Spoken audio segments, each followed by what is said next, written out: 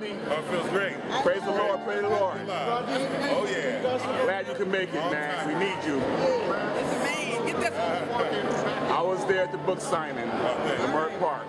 To your left over here, please, everyone. Thank you. Right here, right here.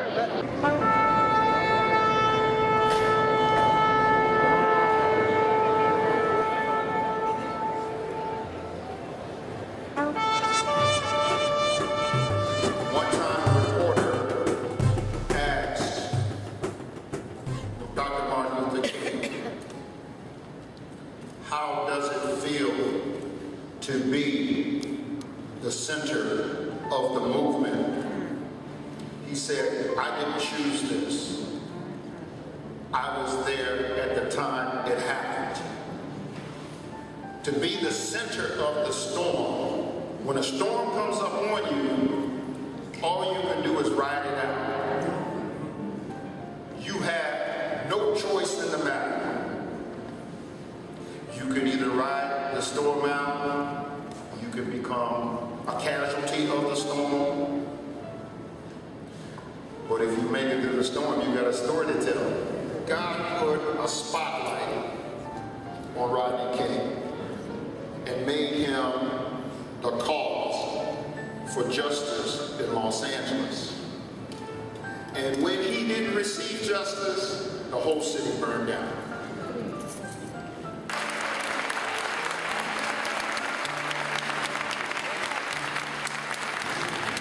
And God has blessed them to live to tell about it, and he has written a book called The Riot Within, Mr. Rodney King.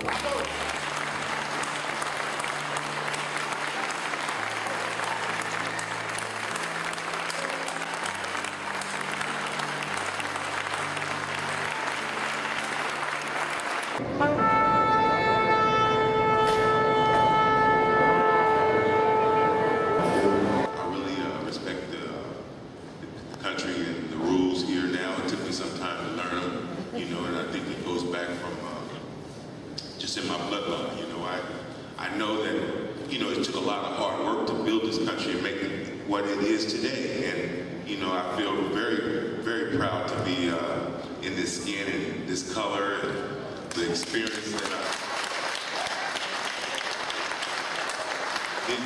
that I have had, you know, here in this country as a black male has been it's been a quite experience.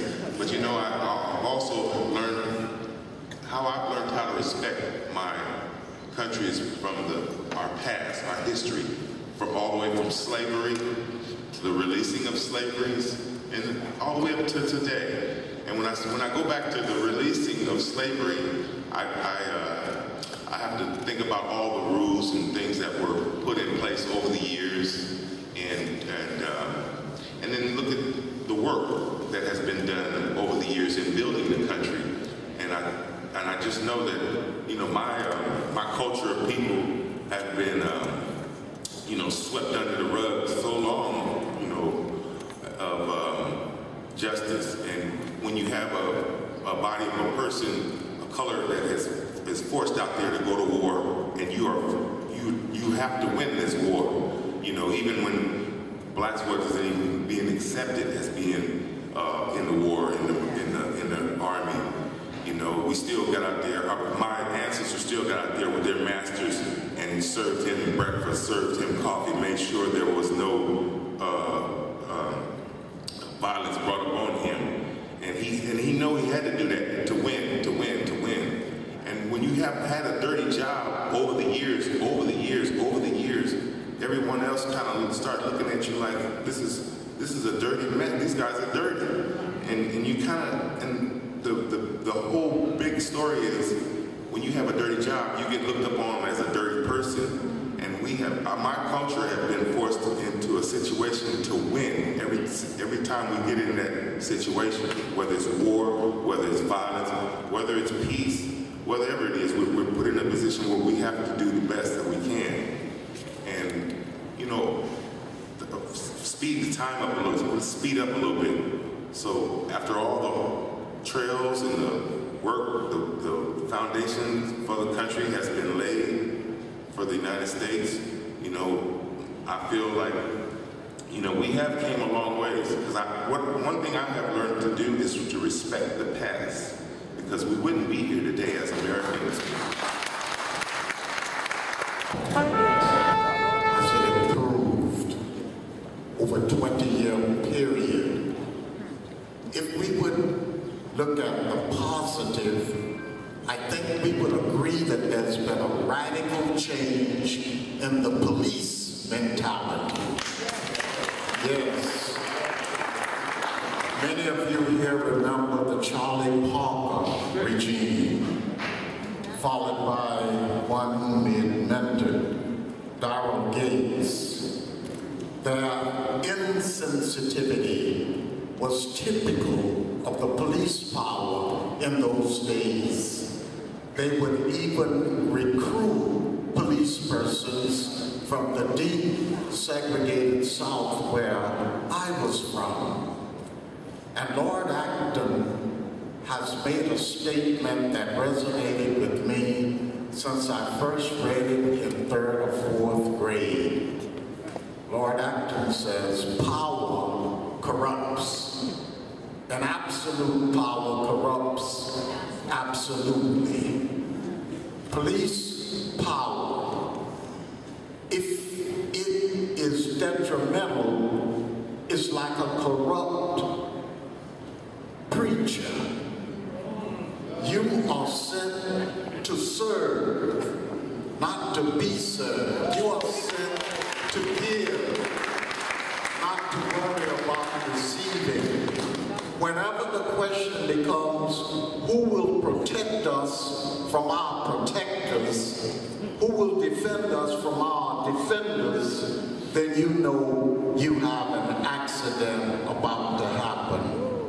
In 1992, this city erupted in a demand for dignity, constitutional treatment. LA, this black LA had had enough. And it was the trial over the beating of Mr. King that brought us to the second riot. But that riot in '92 was citywide. It wasn't just in Watts. It involved multiple racial groups, not just African Americans. A riot is a demand of the power structure, and power concedes nothing without that demand. Martin Luther King said that we must all learn to live as brothers or die as wolves. And as a Korean American, I remember 20 years ago as an MBA student at USC, I saw the fires burning, and it was very surreal. But in the aftermath, as I saw Korean Americans on TV, especially the first generation, crying and hurting and being kicked down, what I noticed was that there was no one else there crying with us. And that raised the question for me. For me, the conclusion that I came to was really that our community lacked the capacity to have partnerships. With partnerships in place, your partners have a vested interest in one another's future. I was sitting in that position looking at the news when it broke out, and my whole family lived here. So I'm looking at the news, and the reporter is saying they are rioting in Los Angeles, they're in South Central, they're burning up the African, but actually we're blacks still then. I do want to go back to Jesse and ask him if he would have let us just be black and not African American, but anyway, they're rioting in South Central and they're burning it down, and the blacks are this, blacks are that, and it's really awful, and it was awful. It was awful. The initial reaction was a demand. Everything out there for that was stupid. It was stupid. Brother Rodney King, man, I'm proud of you, brother. You know, I'm amazed. It's like a lot of people don't know, you know, and no disrespect, but I have to use his brother's name as an action verb because I got Rodney King years before Rodney King got Rodney King. You know, so I really... A lot of people got Rodney King. You know what I'm saying? Still use that today, man. Why you Rodney King me? You know what I mean? Yeah, exactly. I can relate. And, but it wasn't LAPD. It was Downey. And it was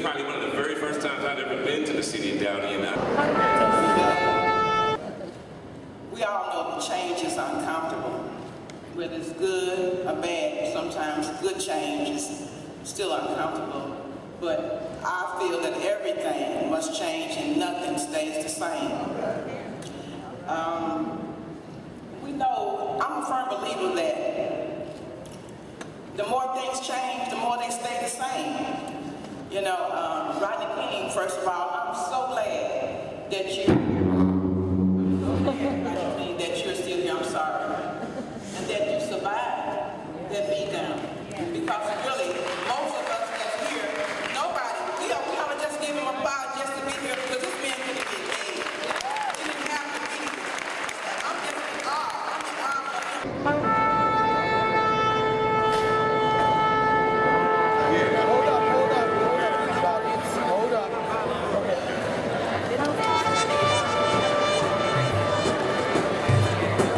Praise the Lord, Rodney. Praise the Lord. Yes,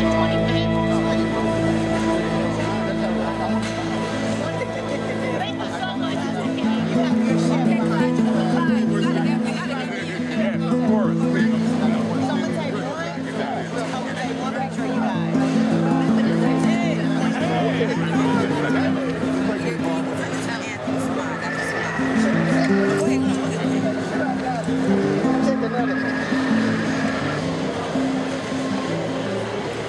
Whose wallet is this?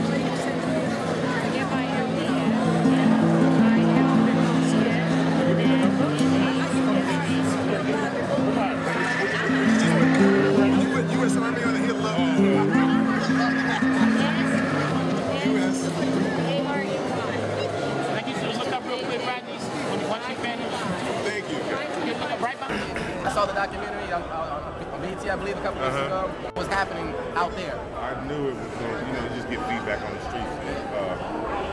People just saying, man, if it don't turn out right, it's going down. I'm going to do this and I'm going to do this. And after a while, they just kept saying it. I knew something was going to happen. Oh, okay. And then the FBI warned me weeks before. He said, do not go out the streets because the word is it's going to be looting and rioting.